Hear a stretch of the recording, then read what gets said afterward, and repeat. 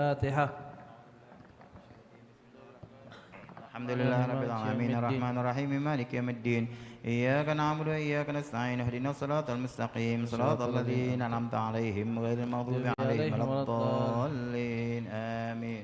بسم الله الرحمن الرحيم. الحمد لله رب العالمين. حسبي الله ونعم الوكيل ولا حول ولا قوة إلا بالله العلي العظيم. اللهم إني أبرأ من حولي وقوتي إلى حولك وقوتك. اللهم إني نويت بالصلوات على النبي صلى الله عليه وسلم امتثالا لأمرك تصديقا للنبي سيدنا محمد صلى الله عليه وسلم ومحبة فيه وشوقا إليه وتعظيما لقدره وكونه أهلا لذلك فتقبلها مني بفضلك وإحسانك وأزل حجاب الغفرة عن قلبي واجعلني من عبادك الصالحين.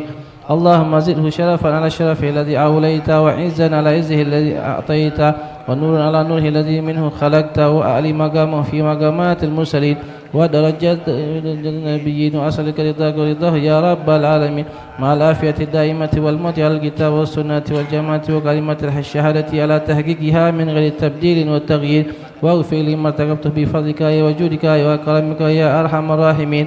وصلى الله على سيدنا محمد وعلى آله وصحبه وسلم تسليما. الحمد لله رب العالمين. بسم الله الرحمن الرحيم. صلى الله على سيدنا مولانا محمد وعلى آله وصحبه وسلم. اللهم صل على سيدنا محمد وأزواجه وذرياته كما صليت على سيدنا إبراهيم وبارك على سيدنا محمد وأزواجه وذريته كما باركت على سيدنا إبراهيم إنك حميد مجيد. اللهم صل على سيدنا محمد وعلى آله كما صليت على سيدنا إبراهيم وبارك على سيدنا محمد وعلى آل سيدنا محمد كما باركت على سيدنا إبراهيم في العالمين إنك حميد مجيد. اللهم صل على سيدنا محمد وآل سيدنا محمد كما صليت على سيدنا إبراهيم وبارك على سيدنا محمد وآل سيدنا محمد كما باركت على سيدنا إبراهيم إنك حميد مجيد. اللهم صل على سيدنا محمد النبي الأمي وعلى آل سيدنا محمد. اللهم صل على سيدنا محمد وعبدك ورسولك. اللهم صل على سيدنا محمد وعلى آل سيدنا محمد كما صليت على سيدنا إبراهيم وعلى آل سيدنا إبراهيم إنك حميد مجيد. اللهم بارك على سيدنا محمد وعلى آل سيدنا محمد كما باركت على سيدنا إبراهيم وعلى آل سيدنا محمد إبراهيم إنك حميد مجيد. اللهم وترحم على سيدنا محمد وعلى آل سيدنا محمد كما ترحمت على سيدنا إبراهيم وعلى آل سيدنا محمد إبراهيم إنك حميد مجيد. اللهم وتحنن على سيدنا محمد وعلى آل سيدنا محمد كما تحننت على سيدنا إبراهيم وعلى آل سيدنا إبراهيم إنك حميد مجيد. اللهم وسلم على سيدنا محمد وعلى آل سيدنا محمد كما سلمت على سيدنا إبراهيم وعلى آل سيدنا إبراهيم إنك حميد مجيد. اللهم صل على سيدنا محمد وعلى آل سيدنا محمد وارحم سيدنا محمد وآل سيدنا محمد وبارك على سيدنا محمد وعلى آل سيدنا محمد كما صليت ورحمت وباركت على سيدنا إبراهيم وعلى آل سيدنا إبراهيم في العالمين إنك حميد مجيد. اللهم صل على سيدنا محمد النبي الأمي وأزواجه أمهات المؤمنين وذرياته وأهل بيته كما صليت على سيدنا إبراهيم إنك حميد مجيد. اللهم بارك على سيدنا محمد وعلى آل سيدنا محمد كما باركت على سيدنا إبراهيم إنك حميد مجيد. اللهم داهي المدهوات وبارئ المسموكات وجبر القلوب على فطرتها شقيها وسعيدها اجعل شرائف صلواتك على نوامي وبركاتك ورأفة تحننك على سيدنا محمد عبدك ورسولك الفاتح لما أغلق والخاتم لما سبق والمعلن الحق بالحق والدامغ لجيشات الأباطيل كما حمل فاصطلع بأمرك بطاعتك مستوفزا في مرضاتك وعيا لوحيك حافظا لوحدك ماضيا على نفاذ أمرك حتى أوراق بس لقابس آلاء الله تصل بأهله أسبابه به هدية القلوب بعد خوضات الفتان والإثم وأبهج موضحات الأعلام ونائرات الأحكام ومنيرات الإسلام فهو أمينك المأمون وخازن علمك المخزون وشهدك يوم الدين وبعثك نعمة ورسولك بالحق رحمة. اللهم افسح له في أذنك واجزه مضاعفات الخير من فضلك ومحنآت له غير مكدرات من فوز ثوابك المحلول وجزيل عطائك المعلول. اللهم أعلي على بناء الناس بناءه وأكرم مثواه لديك ونزوله وأتم له نوره وجزه من ابتعاثك له مقبول الشهادة ومرضي المقالة ذا منطق عدل وخطة فصل وبرهان عظيم. إن الله وملائكته يصلون على النبي يا أيها الذين آمنوا صلوا عليه وسلموا تسليما. لبيك اللهم ربي سعديك صلاة الله البر الرحيم والملائكة المقربين والنبيين والصديقين الشهداء والصالحين وما سبح لك من شيء يا رب العالمين على سيدنا محمد بن عبد الله الخاتم النبيين وسيد المرسلين وإمام المتقين ورسول رب العالمين الشاهد البشير الداعي إليك بإذنك سراج المنير عليه السلام. اللهم اجعل صلواتك وبركاتك ورحمتك على سيدنا المرسلين وإمام المتقين خاتم النبيين سيدنا محمد عبدك ورسولك إمام الخير وقائد الخير ورسول الرحمة. اللهم ابعثه مقاما محمودا يغبطه فيه الأولون والآخرون. اللهم صل على سيدنا محمد وعلى آل سيدنا محمد كما صليت على سيدنا إبراهيم إنك حميد مجيد. اللهم بارك على سيدنا محمد وعلى آل سيدنا محمد كما باركت على سيدنا إبراهيم إنك حميد مجيد. اللهم صل على سيدنا محمد وعلى آله وأصحابه أولاده وأزواجه وذريته وأهل بيته وأصحابه وأنصاره وأشيائه ومحبيه وأمته وعلينا معهم أجمعين يا أرحم الراحمين. اللهم صل على سيدنا محمد عدد من صلى عليه وصلي على سيدنا محمد عدد من لم يصلي عليه وصلي على سيدنا محمد كما أمرتنا بصلاة عليه وصلي عليه كما يحب أن يصلى عليه. اللهم صل على سيدنا محمد وعلى آل سيدنا محمد كما أمرتنا أن نصلي عليه. اللهم صل على سيدنا محمد وعلى آل سيدنا محمد كما هو أهله. اللهم صل على سيدنا محمد وعلى آل سيدنا محمد كما تحب وترضاه له. اللهم يا رب سيدنا محمد وآل سيدنا محمد صل على سيدنا محمد وآل سيدنا محمد وآتي سيدنا محمد الدرجة والوسيلة في الجنة. اللهم يا رب سيدنا محمد وآل سيدنا محمد اجزي سيدنا محمد صلى الله عليه وسلم ما هو أهله. اللهم صل على سيدنا محمد وعلى آل سيدنا محمد وعلى أهل بيته. اللهم صل على سيدنا محمد وعلى آل سيدنا محمد حتى لا يبقى من الصلاة شيء وارحم سيدنا محمدا وآل سيدنا محمد حتى لا يبقى من الرحمة شيء وبارك على سيدنا محمد وعلى آل سيدنا محمد حتى لا يبقى من البركة شيء وسلم على سيدنا محمد وعلى آل سيدنا محمد حتى لا يبقى من السلام شيء.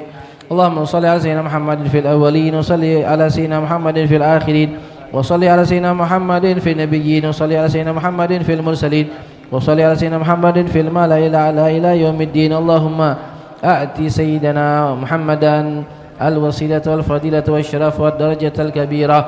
اللهم إني آمنت بسيدنا محمد ولم أره فلا تحرمني في الجنان رؤيته وارزقني صحبته وتوفني على ملته واسقني من حوضه مشربا رويا سائغا هنيئا لا نظمأ بعده أبدا إنك على كل شيء قدير.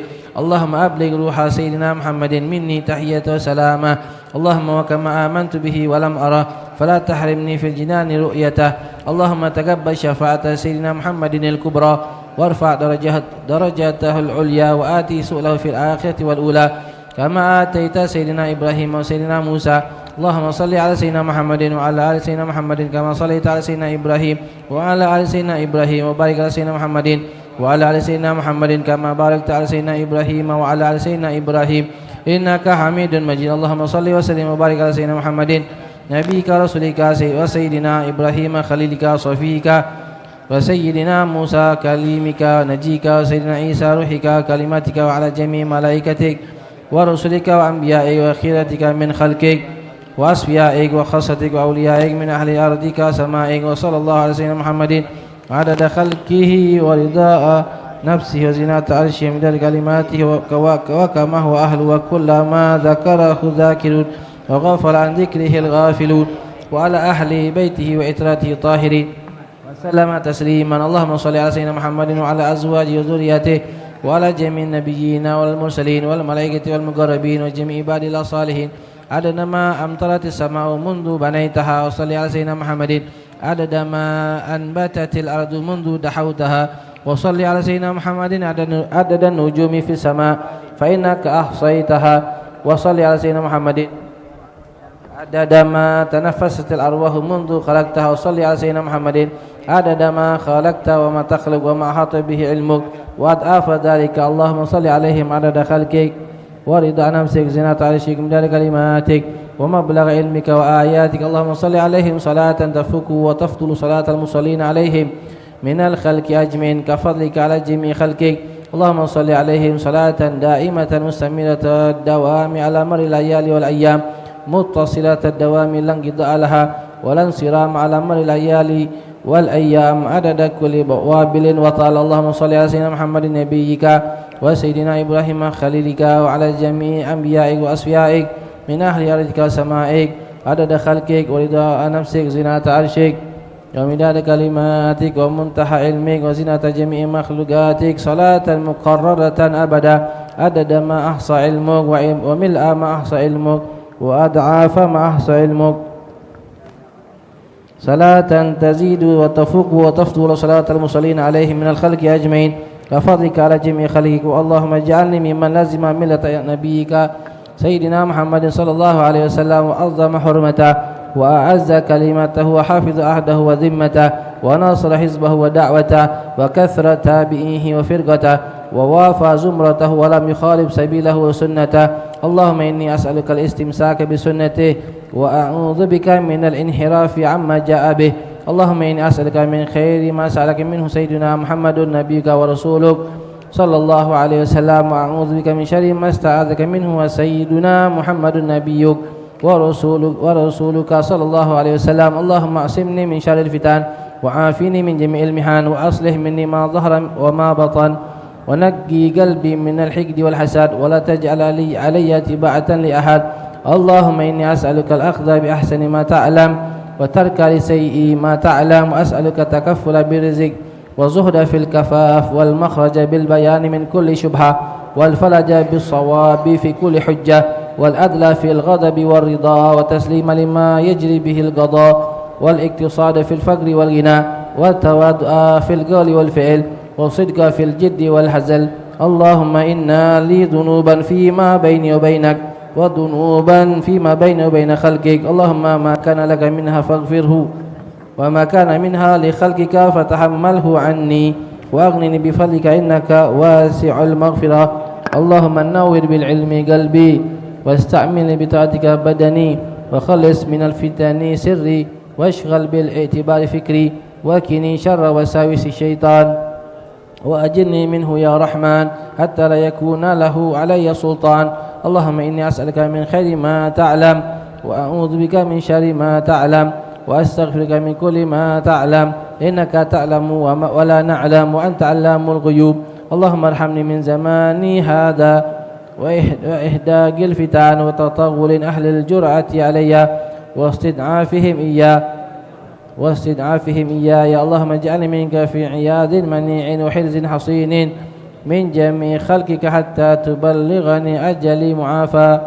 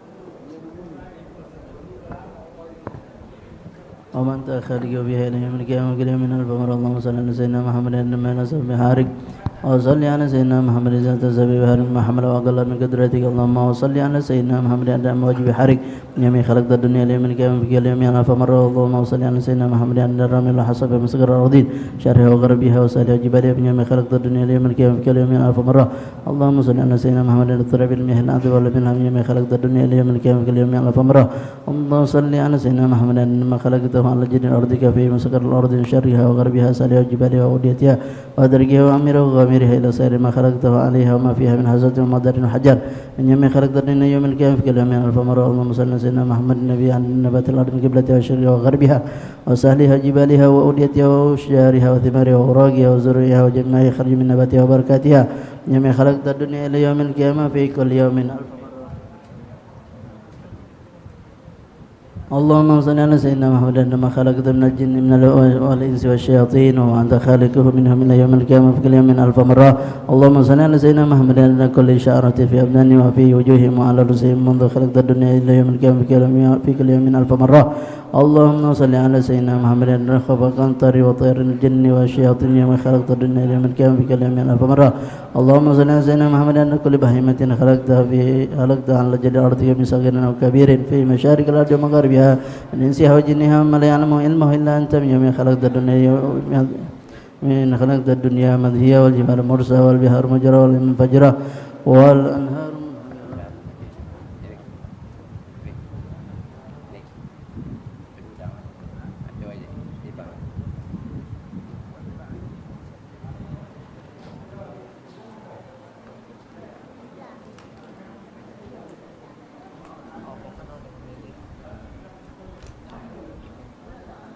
لا يوم القيامة الكلام من الفمر اللهم صل على سيدنا محمد الخطاب على وجه الأرض يوم خلقت الدنيا يوم القيامة في كل يوم من الفمر اللهم صل على سيدنا محمد من يصلي عليه صلى على سيدنا محمد من لم يصلي عليه وصلى على سيدنا محمد القدر والمطر والنبات وصلى على سيدنا محمد كل شيء اللهم صل على سيدنا محمد في الليل إذا يغشى وصلى على سيدنا محمد في النهار إذا تجلى وصلى على سيدنا محمد في الآخرة والأولى صلى على سيدنا محمد شابا زكيا وصلى على سيدنا محمد كهلا مرضيا صلى على سيدنا محمد من كان في المهدي الصبي وصلى على سيدنا محمد حتى لا يبقى من الصلاة شيء اللهم اهدي سيدنا محمد مقام المحمد الذي وعدته الذي إذا قال صدق وإذا صلى أعطيته اللهم أعظم برهانه وشرب بنيانه وابلغ حجته وبين فضيلته اللهم تقبل شفاعته في أمته واستعملنا بسنته وتوفنا على ملته واشرنا في زمرته تحت لوائه واجعلنا من رفاقه وأوردنا حوضه واسقنا بكاسه وانفعنا بمحبته اللهم آمين أسألك باسمائك التي دعوتك بها أن تصلي على سيدنا محمد على ما وصفته ما لا يعلم علمه إلا أنت وأنت ارحمني وتتوب علي وتعافيني من جميع البلاء والبلاء وتغفر لي ولوالدي وترحم المؤمنين والمؤمنات والمسلمين والمسلمات الأحياء منهم والأموات تغفر لحمدك المذنب بالخط الطيب وأن تتوب علي إنك غفور اللهم آمين. بسم الله الرحمن الرحيم اللهم اشرح بالصلاة عليه صدورنا ويسر بها أمورنا وفرج بها همومنا واكشف بها غمومنا واغفر بها ذنوبنا واقض بها ديوننا وأصلح بها أحوالنا وبلغ بها آملنا وتقبل بها توبتنا واغسل بها حوبتنا وانصر بها حجتنا وطهر بها ألسناتنا وآنس بها وحشتنا وارحم بها غربتنا واجعلها نورا بين أيدينا ومن خلفنا وعن أيماننا وعن شمائلنا ومن فوقنا ومن تحتنا وفي حياتنا وموتنا وفي قبورنا وحشرنا ونشرنا وظلا في القيامة على رؤوسنا وثقل بها موازين حسناتنا وأدم بركاتها علينا حتى نلقى نبينا وسيدنا محمدا صلى الله عليه وسلم ونحن آمنون مطمئنون فرحون مستبشرون ولا تفرق بيننا وبينه حتى تدخلنا مدخلا وتؤوينا إلى جواره الكريم مع الذين أنعمت عليهم من النبيين والصديقين والشهداء والصالحين وحسن أولئك رفيقا اللهم إنا آمنا به صلى الله عليه وسلم ولم نرى فمتعنا اللهم في الدارين برؤيته وثبت قلوبنا على محبته واستعملنا على سنته وتوفنا على ملته واحشرنا في زمرته الناجية وحزبه المفلحين وانفعنا بمن طوال عليه قلوبنا من محبته صلى الله عليه وسلم يوم لا جد ولا مال ولا بنين وأوردنا حوضه الأصفى واسقنا بكأسه الأوفى ويسر علينا زيادة حرامك حرامه من قبل أن تميتنا وأدم علينا الإقامة بحرمك حرمه صلى الله عليه وسلم إلى أن نتوفى. اللهم إنا نستشفئ به إليك إذ هو أوجه الشفعاء إليك، ونقسم به عليك إذ هو أعظم من أقسم بحقه عليك، ونتوسل به إليك إذ هو أقرب الوسائل إليك. نشكو إليك يا رب قسوة قلوبنا وكثرة ذنوبنا وطول آمالنا وفساد أعمالنا وتكاسلنا عن الطاعات وهجومنا على المخالفات.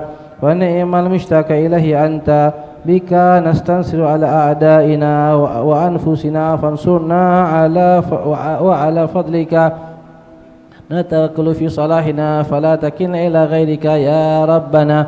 وإلى جناب رسولك صلى الله عليه وسلم ننتسب فلا تبعدنا، وببابك نقف فلا تطردنا، وإياك نسأل فلا تخيبنا. اللهم ارحم تضرعنا وآمن خوفنا، وتقبل أعمالنا وأصلح أحوالنا، واجعل بطاعتك اشتغالنا إلى الخير مآلنا، وحقق بزيادة آمالنا، واختم بسعادة آجالنا.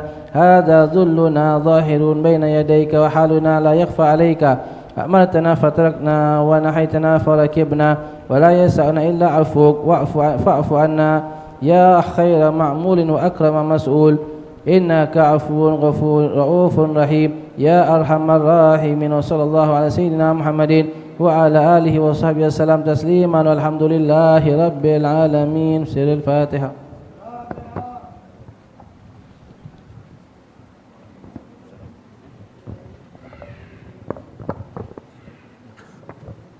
ربنا تقبل منا إنك السميع العليم، وتب علينا إنك التواب الرحيم، وارحمنا برحمتك يا أرحم الراحمين. وصلى الله على سيدنا محمد وعلى آله وصحبه وسلم، والحمد لله رب العالمين.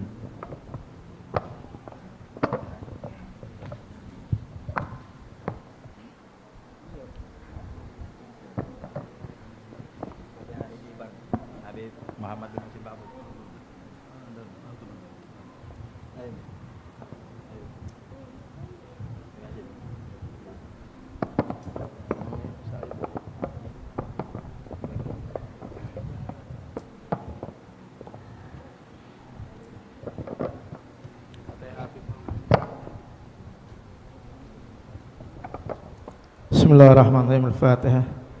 Qiraah tibar ulal absal lil Habib Muhammad bin Husain Ba'bud.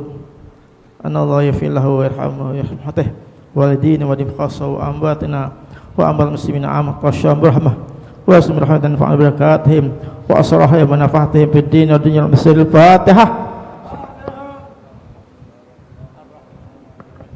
Iyyaka na'budu wa iyyaka nasta'in, shiratal mustaqim, shiratal ladzina an'amta 'alaihim ghairil maghdubi 'alaihim waladdallin.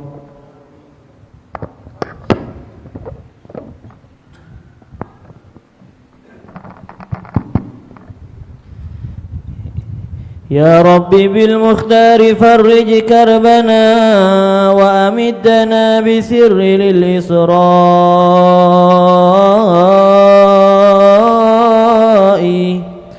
يا ليلة المعراج والإسراء، كم عبرة فيك وكم ذكرى.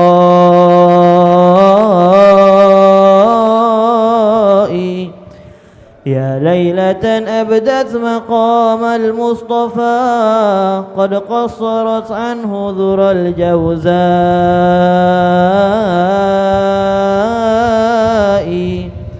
سبحان من أسرى بخير إباله وحبيبه في الليلة الظلماء،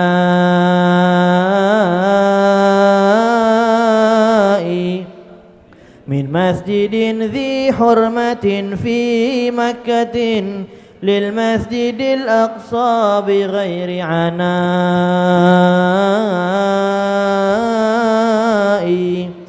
بركات ربي حوله وبقربه، فأراه من آياته الغراء.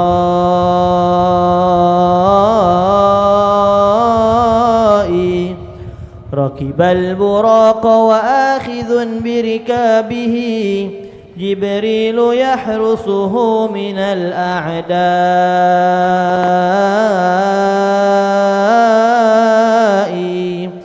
وبطيبة قال الأمين له إله هذه تهاجر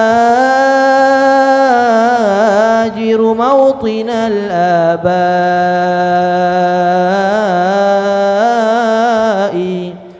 صلي لربك ركعتين فمن هنا أيضا تفارق موضع الأحياء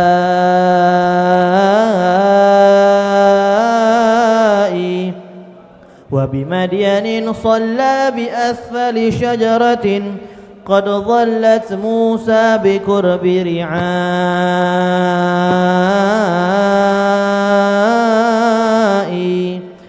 وبطور سيناء المقدس سره صلى النبي هناك وسط عراء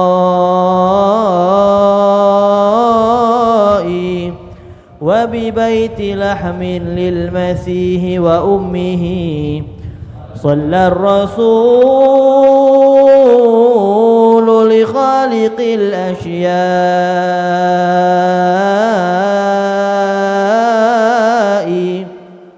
وتعقب العفريت إثر نبينا من فيه شعلة ناره الحمراء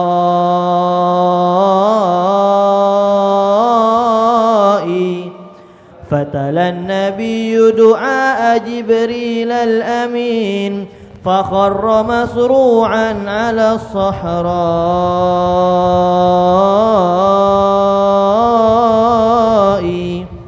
ورأى أناسا زرعهم وحصادهم يومين ثم بدا بحال نماء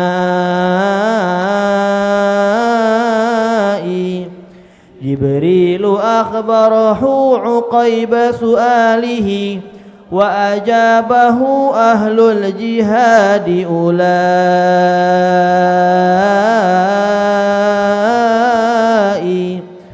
ولدى سؤال عن أريج فائح قال لماشطة بدار بقاء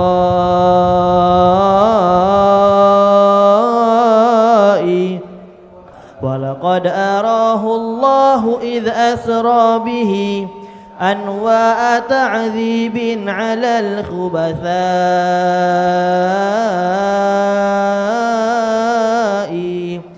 فليعتبر من كان يعصي ربه ويتب سريعا قبل حل فناء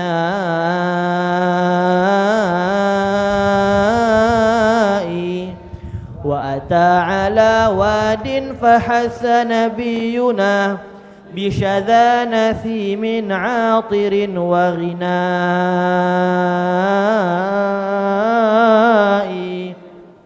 صوت الجنان نسيمها وأريجها تشتاق للحنفاء والصلحاء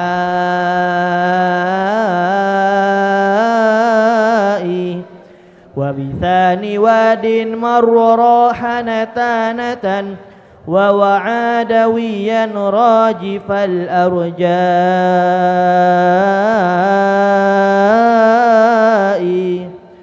صوت لنيران تتوق لأهلها من كان لله من الأعداء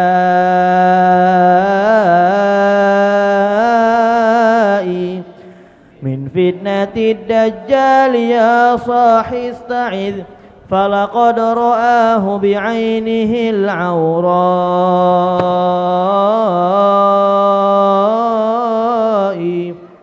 وهناك أملاك راءهم يحملون عمود إسلام عظيم ضياء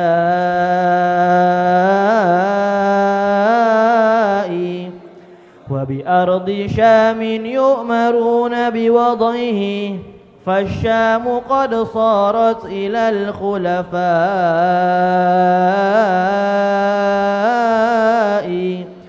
ودعاه للتهويد والتنصير صوت ما استجاب له بكل إباء وبدت له الدنيا بصورة غادة حسناء لم تحظى برد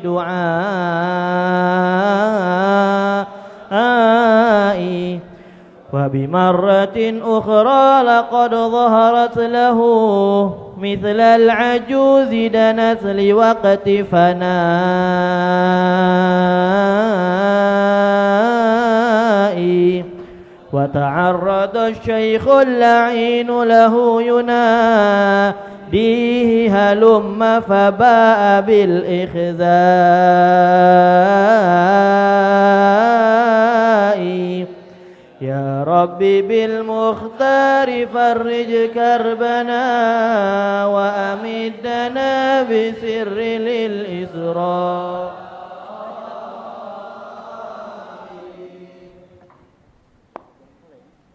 يا ربي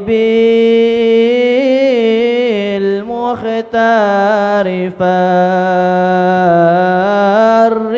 كربنا وأمدنا بسر للإسراء يا ربي بالمختار فرج كربنا وأمدنا بسر الإسراء لقى النبي جماعة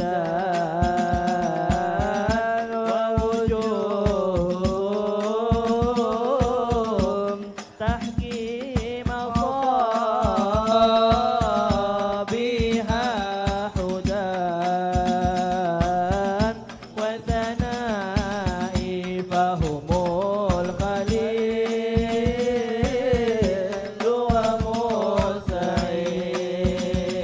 ومستعيذ بدروا بتحية للمصطفى وندائي يا ربي بالمختار فرج كربنا وأميتنا بسر الإسراء ورأى الكريم مصليا في قبره وحياة رسل الله كالشهداء وبدا الخليل مع العيال علىهم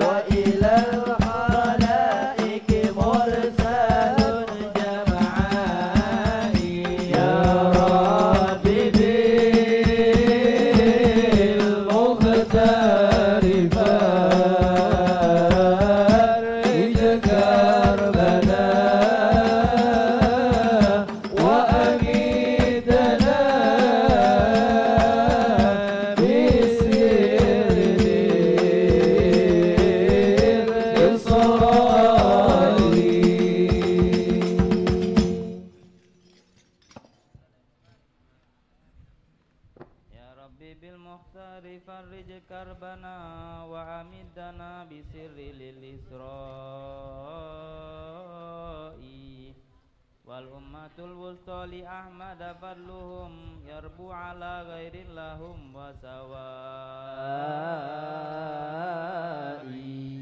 wa kitabuhul furqanu tibyanul lima qad kana min syai'in minal asya'i wa tadhakaru idzaka fima bainahum as-sa'atul haqqu ala istighfa'i sakatu walakinnal masiha abana'an ba'din li asyratin laha bijala'i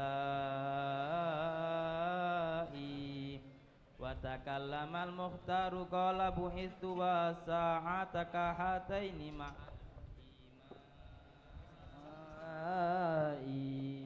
qadhani min asalin wa min labanin lahu mimma bihi min atshatin wa dhamai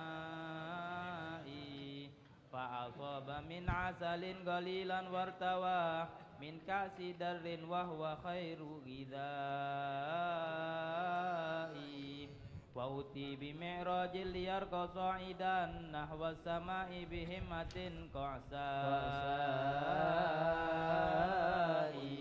laqa minat tarhibi wa ta'nisi min ruslin wa amlakin bi kulli samai fi awalin kana liqa'u bi adamin waladaihi aswidatun bila ihsa'i wa ra'al khalilu bisabi'in awsa bi iktari rasal jannatil ghannai fi baitihal ma'mur yusalla ma'ahu arwahu ummatihi bibidi kisai wa ata ila malain huwal a'la fajibrilu kahilsin qad balirrai wa ala lisidratin muntahal uzmallati jallat anil awsafi lil bulaghai min ajadin awraguha wala wargatun min hatu zillul khalqa bistifai amsalu girbanil idahi malaikun lam yas'amu tasbiha subha masai tawilaha arwahu ummati ahmadin matu ala islami bi su'adai min asliha tansabu arba'u anhurin nahrun li khamrin summa nahrul ma'i fabithalisin labanun yasugu li syaribin fabirabi'in asalun zahabi sofai wal kawtharul maw'udu mawliduna gadan yansabu minha fa'iqal irwa'i thumma jinanal khuldi kana dukhuluhu fa'idha malar ra'ahu ra'i wal udhunu lil insani ma sami'at bihi fil qalbi lam yahtul ladal uqala'i Rabbi bil mukhtari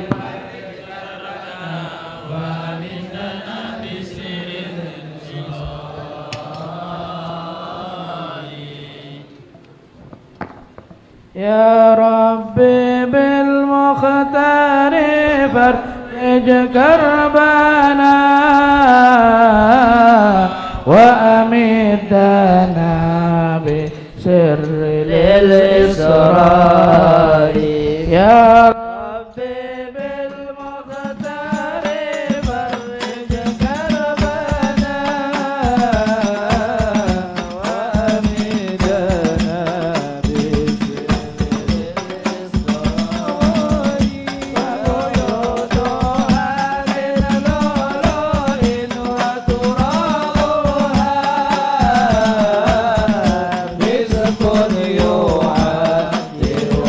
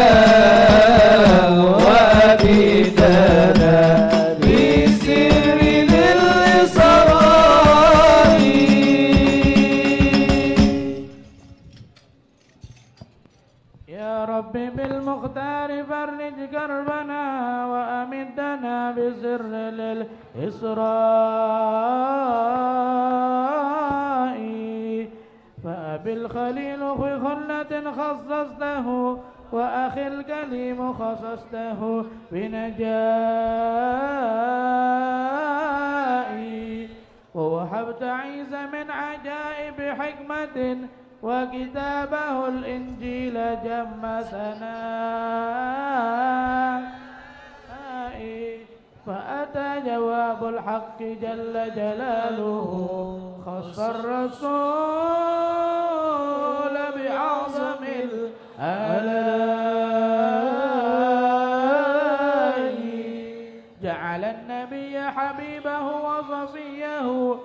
وحباه 7 مثانيا لثنائي واتم البقرة وأيضا أصهم الإسلام مثل دعاء من لبنائي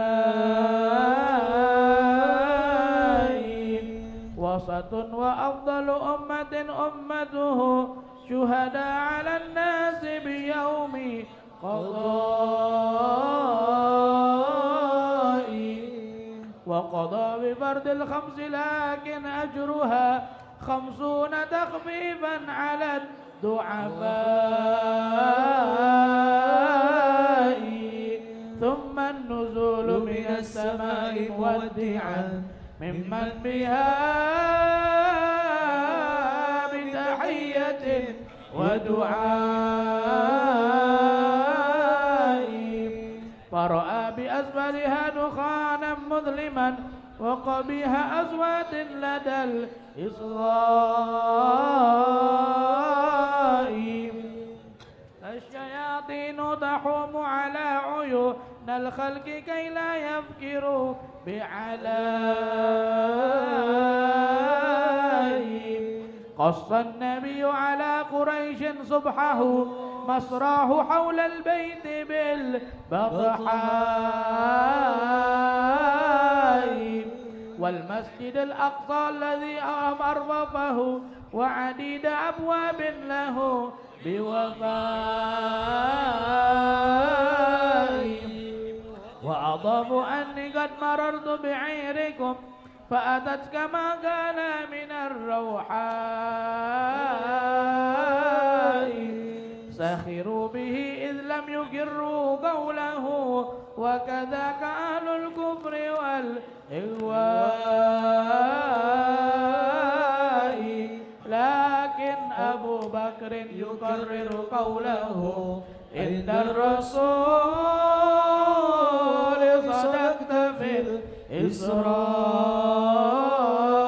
الإسراء وخلاصة المعراج والإسراء يا مسلمون نظمت قصد رجاء من ربي الرحمن عفوا شاملا ودوام توفيق وجزل عطاء وعناية عظمى بذرياتنا وشفاعة من سيد الشفعاء وحماية للمسلمين جميعهم من كيد شيطان ومن أعداء لك قوة اليهود ومن لهم شرك بنصرتهم من الحلفاء ثم الصلاة على النبي وآله سفن النجاة السادة الشرفاء وعلى الصحاب مهاجر ونصيرهم وعلى المحب لهم بصدق ولائي يا رب بالمختار فرج كربنا وأمدنا بسر للإسراء مولاي صل وسلم دائما أبدا على حبيبك خير الخلق كلهم مولاي صل وسلم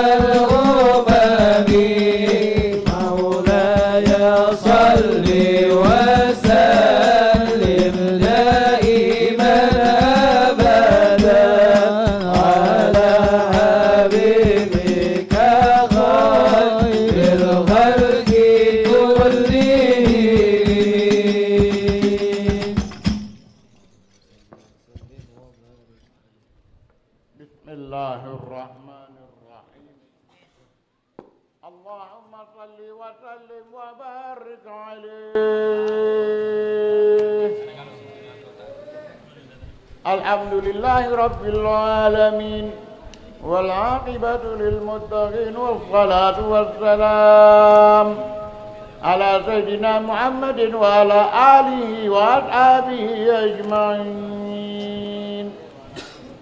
Allahumma inna qad hadarna qissata mi'raj nabiyyikal karim wa rasulikal mubarakil azim. واقضي علينا ببركاته لباس العز والتكريم وأسكننا بجواره في دار النعيم ونعمنا في الجنة بالمقيم. اللهم إنا نسألك بجاه النبي المصطفى وآله وأصحابه أهل الصدق والوفاء أن تكون لنا معينا وشفيعا وبوئنا من الجنة غرفا وارزقنا بجاهه عندك قبولا وعزا وشرفا. اللهم إنا نتوسل إليك اللهم إنا نتوسل إليك بنبيك المختار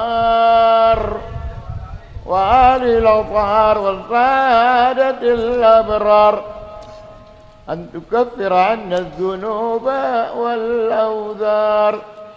يا الله يا عزيز يا جبار واعرضنا من جميع المحاسد والمفاسد والمكاره والمخاوف والأخطار واجمع بيننا وبينه في دار القرار وتقبل منا ما قدمناه من يسير أعمالنا في الإعلان والإصرار اللهم ارحمنا برحمتك واغفر لنا فإنك أنت الغفور الغفار. اللهم إنا نعوذ بك من الهم والغم ومن الجهل والكسل والحزن ومن العجز ومن الجبن والبخل ونعوذ بك من غلبة الدين وقهر الرجال. اللهم تقبل شفاعة سيدنا محمد الكبرى وارفع درجته العليا واعطيه له في الآخرة والأولى كما أتيت إبراهيم وموسى. اللهم اجعل سيدنا محمدا من أكرم عبادك عليك كرامة ومن أرفعهم عندك درجة ومن أعظمهم خطرا ومن أمكنهم شفاعة. اللهم اتبعه في أمته وذريته ما تقر به عينه واجزي عنا خير ما جزيت نبيا عن أمته واجزي الأنبياء والمرسلين كلهم خيرا. وصلي وسلم على سيدنا محمد وآدم ونوح وإبراهيم وموسى وعيسى وبينهم من الأنبياء والمرسلين صلاة وسلاما دائمين إلى يوم الدين. اللهم اغفر لنا اللهم اغفر لنا ولوالدينا ولمشايخنا في الدين ولمن حضر ولمن غاب عنا من المسلمين أجمعين ولمن أوصانا وأوصيناه بالدعاء. اللهم اكتب السلامة والصحة والعافية علينا وعلى جميع الحجاج والغزاة والمسافرين في برك وبحرك وجوك من أمة سيدنا محمد سيد المرسلين.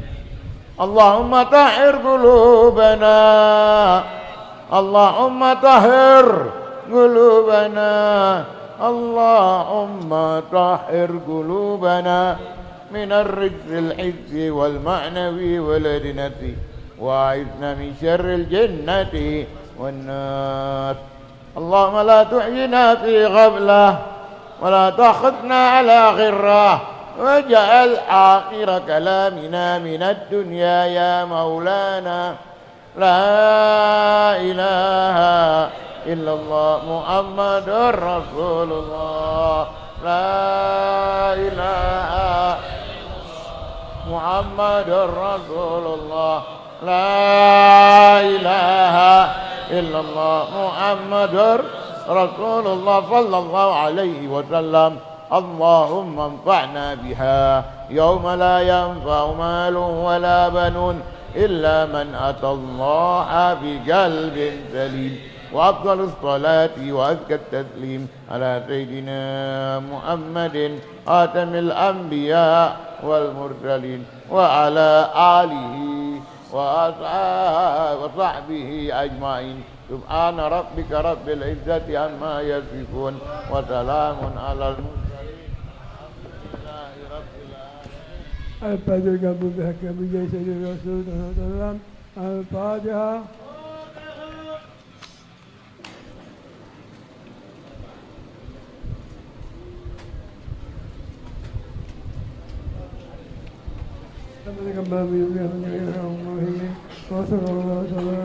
الحمد لله رب العالمين.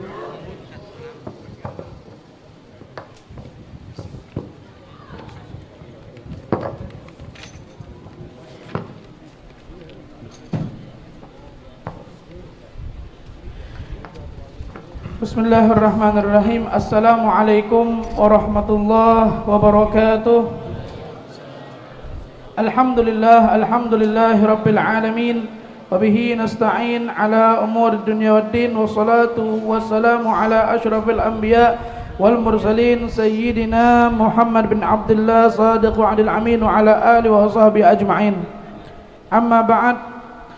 Pertama-tama kami muliakan, yang kita muliakan Abuya Sayyidi Al-Walid Al-Habib Abuya Al-Habib Umar Abdul Aziz bin Abdul Rahman bin Shihab wa Fadilatul Ustaz Al-Habib Muhammad Syukri bin Ali bin Shihab wal Habib Muhsin bin Abdullah Al-Habsyi wal Habib Ali bin Abdullah Al-bin Hamid wal Habib Abdul Rahman bin Hasan Al-Habsyi wa kafatul asatiz wal habaib wal a'mam yang tidak dapat Al-Faqir disebutkan namanya satu persatu, namun tanpa mengorang mengira sahabat Al-Faqir kepada semua.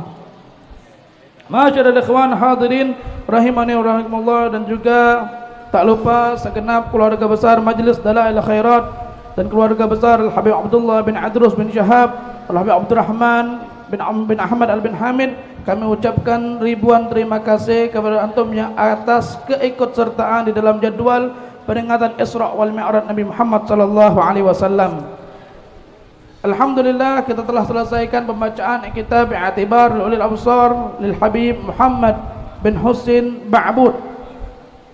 Namun menginjak acara selanjutnya, yaitu Mau'izatul Hasanah, kami mengingatkan akan peringatan Isra wal Mi'raj Nabi Muhammad sallallahu alaihi wasallam yang tersisa tinggal 2 malam lagi, yaitu malam besok hari Selasa malam Rabu di Musalla At-Tayyibah ba'dal maghrib. Besok malam Selasa malam Rabu di Musalla At-Tayyibah ba'dal maghrib. Terus malam ikhtitam peringatan Isra wal Mi'raj Nabi Muhammad sallallahu alaihi wasallam bertempat, yaitu malam hari Rabu malam Kamis ba'dal Isya di Pondok Pesantren Jami'atul Khairiyah. Di Pondok Pesantren Jami'atul Khairiyah. Dan kami mengingatkan kitab yang telah dibagikan pada semalam ini untuk dikumpulkan kembali. Adapun masyaallah ikhwan hadirin rahimani wa rahimakumullah, marilah kita dengarkan Mau'izatul Hasanah yang mana pada kesempatan kali ini akan disampaikan oleh Fadilatul Ustaz Al-Habib Ahmad Husaini bin Hilmi Al-Kab. Fa'alaikum falyatafaddal mashkura. Sallu ala Muhammad.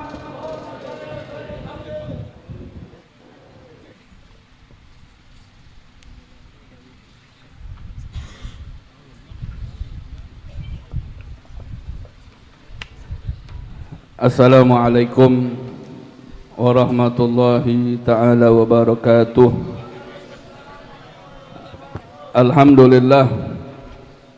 Alhamdulillahilladzi jama'ana wa iyyakum fi hadhil lailatil mubarakah.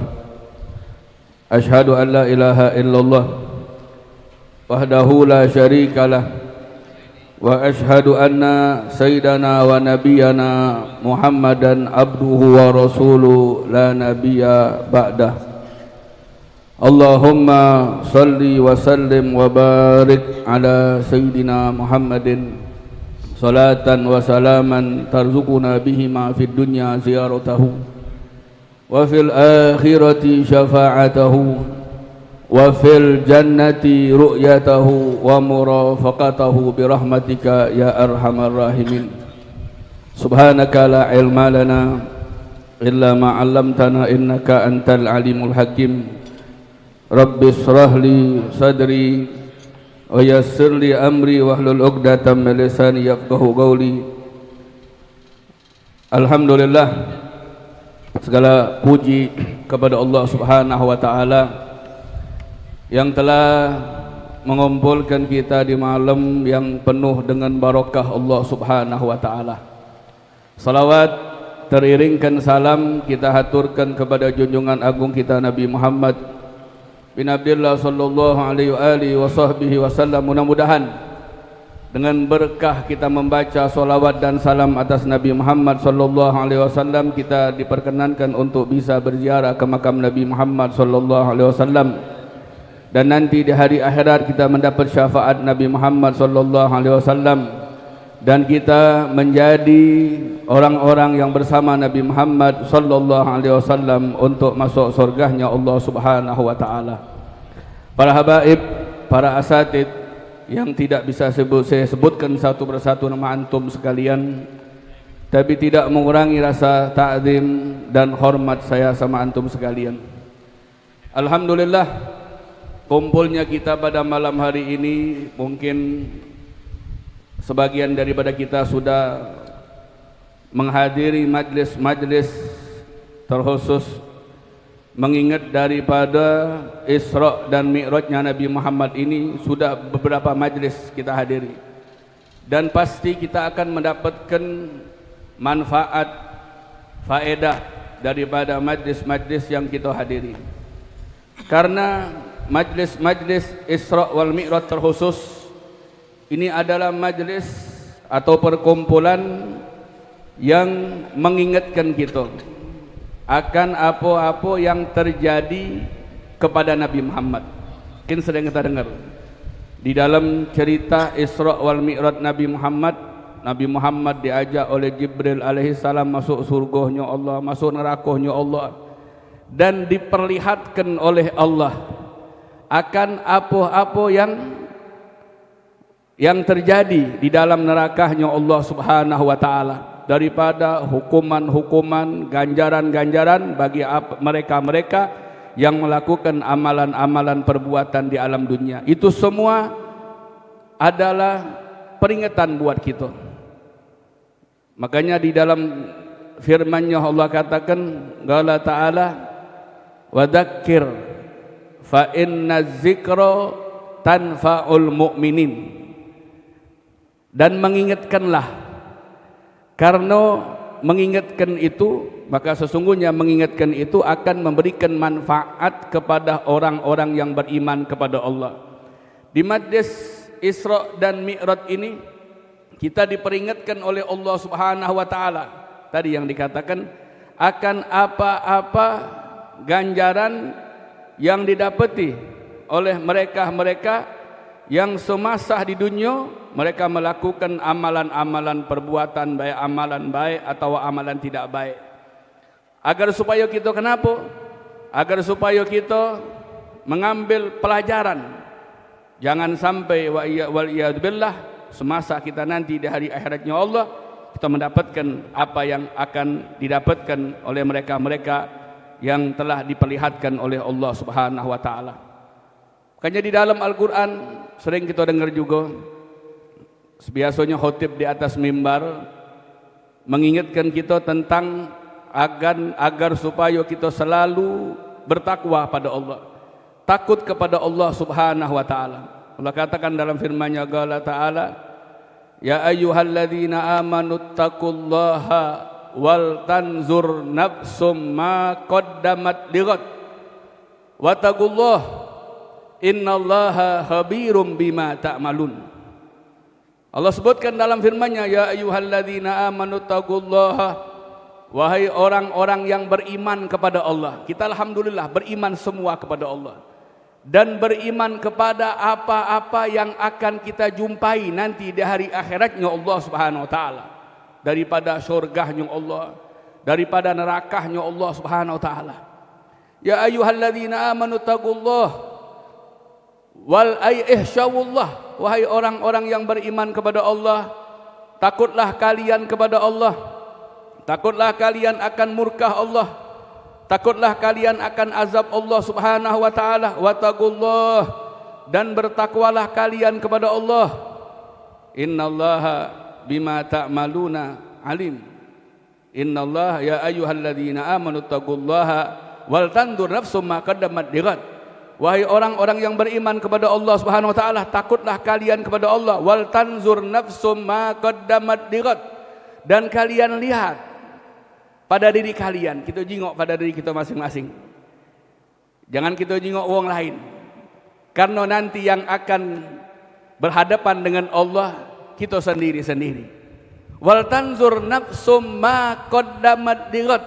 Kalian lihat pada diri kalian apa yang kalian amalkan, apa yang telah kalian kerjakan untuk kalian bawa ke alam akhirat saat kalian berjumpa dengan Allah Subhanahu wa taala.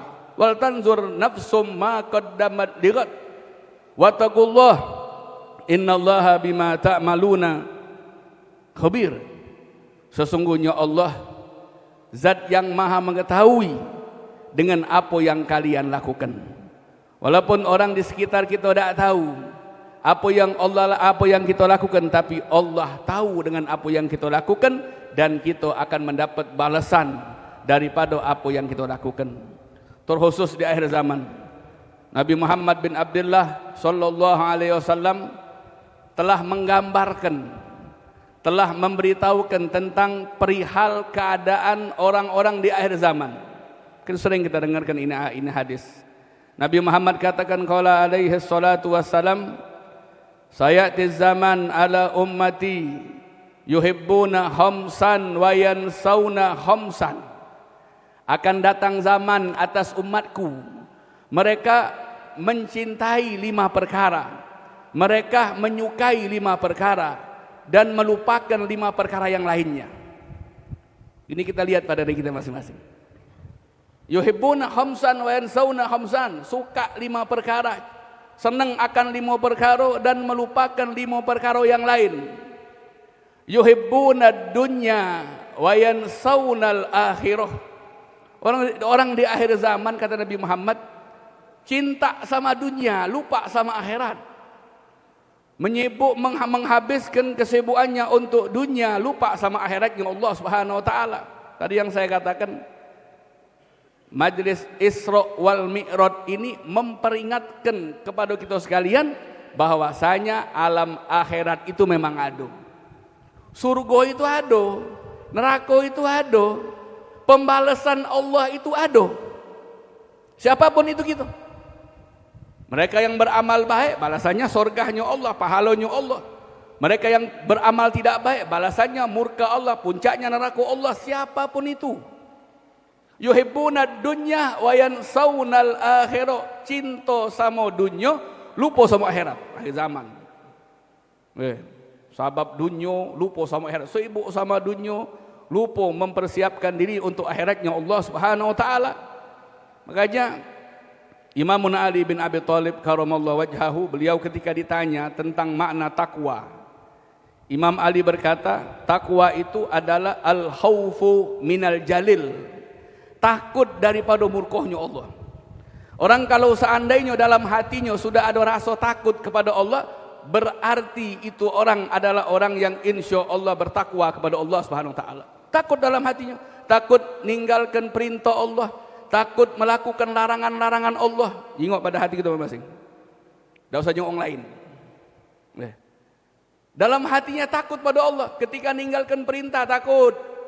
Ketika melanggar larangan-larangan Allah takut. Ini orang yang bertakwa, kata Imam Ali. Yang kedua, al-khawfu minal jalil wal amalu bitanzil, mengamalkan dengan apa yang telah diturunkan oleh Allah melalui Nabi Muhammad. Wal qanaatu bil qalil, al-qanaah, merasa puas, merasa cukup, merasa bersyukur dengan yang sedikit yang diberikan oleh Allah Subhanahu wa taala. Al-qanaah itu penting, ikhwan. Qanaah itu penting, merasa bersyukur, terima kasih, cukup dengan yang sedikit yang diberikan oleh Allah Subhanahu wa taala. Orang tamak itu bisa membuat dia melakukan hal-hal yang dilarang oleh Allah Subhanahu wa taala, melanggar aturan-aturan Allah Subhanahu wa taala, sebab tamak tadi, waliyadzubillah. Yang selanjutnya kata Nabi Muhammad, al-khaufu, kata Imam Ali, al-khaufu minal jalil wal amalu bitanzil wal qanaatu bil qalil wal istidadu liyaumir rahil, mempersiapkan diri untuk menjumpai hari yang kita akan berpindah dari alam dunia ke alam selanjutnya, yakni ke akhiratnya Allah Subhanahu wa taala. Itu makna takwa. Takut, tanamkan dalam hati kita rasa takut kepada Allah. Contoh mungkin sekarang kita lihat kan, sering kita dengarkan cerita-cerita Isra Mi'raj, ada wong kepalanya dikepuk ancu, perutnya besar, makan riba yang haram, yang lain-lain, yang berzina, yang lain-lain.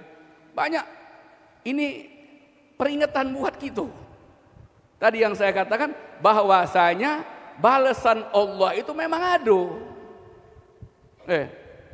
Wa dzakir fa inna dzikra tanfa'ul mu'minin. Hanya orang-orang yang beriman pada Allah lah yang akan mendapatkan manfaat daripada apa yang telah diingatkan oleh Allah Subhanahu wa taala.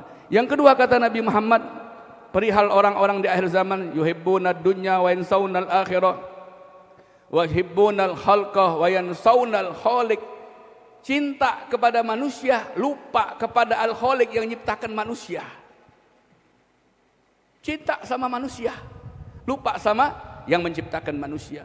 Yang ketiga kata Nabi Muhammad, keadaan orang di akhir zaman, yuhibbunal mal wa yansawnal hisab. Senang sama harta, lupa sama hisab. Perhitungan, pertanggungjawaban daripada harta yang dia miliki. Kata urusan, yang penting banyak harta, yang penting bahagia dulu, yang penting senang dulu, yang penting mungkin tajir dulu. Nak dia dapat harta dari mana? Kata urusan, ini orang akhir zaman. Wal iyad billah, yuhibbunal mal wa yansawnal hisab. Lupa akan hisab, pertanggungjawaban, perhitungan yang akan Allah minta kepada dia tadi. Tak apa-apalah, kata juga dikit juga, kata urusan. Wal iyad billah. Yang selanjutnya kata Nabi Muhammad SAW, yuhibbunal gusur wa yansawnal gubur. Ini orang akhir zaman, senang dengan istana-istana, gedung-gedung yang bertingkat, tapi lupa al-gubur, yang semua dia akan masuk ke situ. Berapa banyak harta, bangunan yang kita bangun, itu akan semua kita tinggalkan dan kita semua akan masuk kubur. Yang terakhir kata Nabi Muhammad, yuhibbunaz zunub wa yansawna taubah. Orang akhir zaman ini senang berbuat dosa, lupa bertaubat, bahkan bangga dengan berbuat dosa, bahkan wal iyadzubillah tidak menyadari akan perbuatan dosa yang dia lakukan. Ini keberuntungan buat orang yang ketika dia berbuat salah, dia nyadari akan perbuatan salah yang dia lakukan, akan beristighfar sama Allah Subhanahu wa taala, akan minta ampun sama Allah.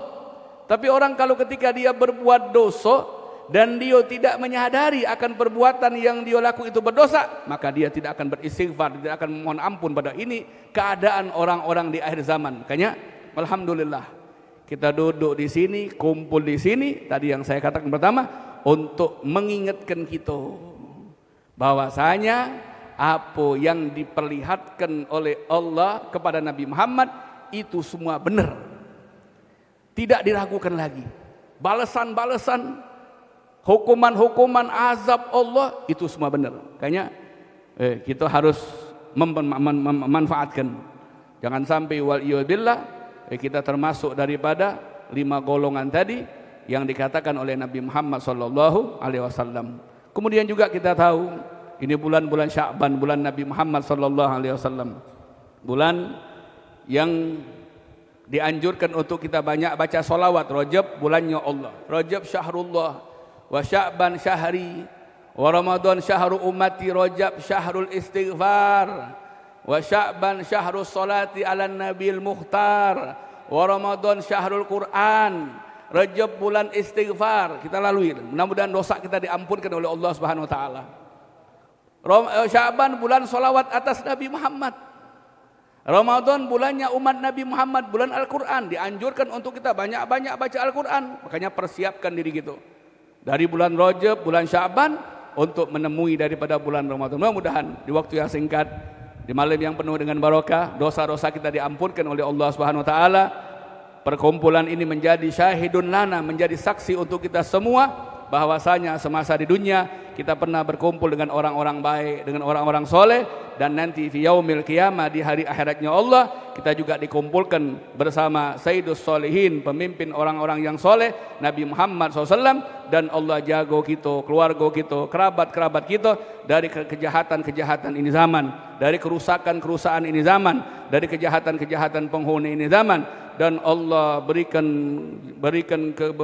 Allah keluarkan kesulitan-kesulitan dari umat Nabi Muhammad. Allah ampunkan dosa-dosa umat Nabi Muhammad. Allahumma ighfir li ummati Sayyidina Muhammad. Allahumma arham ummata Sayyidina Muhammad. Allahumma astur ummata Sayyidina Muhammad. Allahumma jebur ummata Sayyidina Muhammad. Allahumma aslih ummata Sayyidina Muhammad. Allahumma farrid an ummati Sayyidina Muhammad.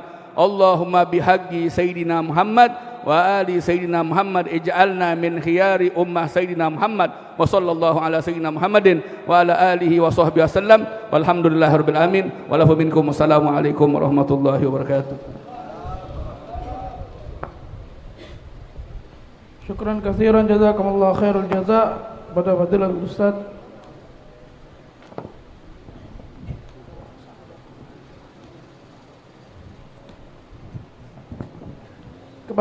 Ustaz Ahmad Husaini bin Hilmi Alkab. Kami mengingatkan kembali undangan untuk malam besok Selasa malam Rabu ba'dal maghrib di Musalla At-Thayyibah, dan malam ikhtitam Rabu malam Kamis di Ponpes Jamiatul Khairiyah, dimulai dengan salat Isya berjamaah sampai dengan selesai, dan doa penutup yang akan dipimpin oleh Fadilatul Ustaz Muhsin bin Abdullah Al-Habsyi. Waalaikum warahmatullahi wabarakatuh. Bismillahirrahmanirrahim. Alhamdulillah wa la ilaha illallah astaghfirullah wa sallallahu ala rasulillah. Allahumma ij'al jam'ana hadha jam'an marhuma wa tabarakana min ba'dihi tabarakan ma'suma wa la taj'alna wa man ma'ana wa hawalaina syaqiyan matrudan wa mahruma. Allahumma ij'alna mimman yastami'una al-qawla fayattabi'una ahsanah. Rabbana atina fid dunya hasanah wa fil akhirati hasanah wa qina adzabannar. Wa sallallahu ala sayyidina Muhammadin wa ala alihi wasallam. Alhamdulillahi rabbil alamin. Buat halatul 164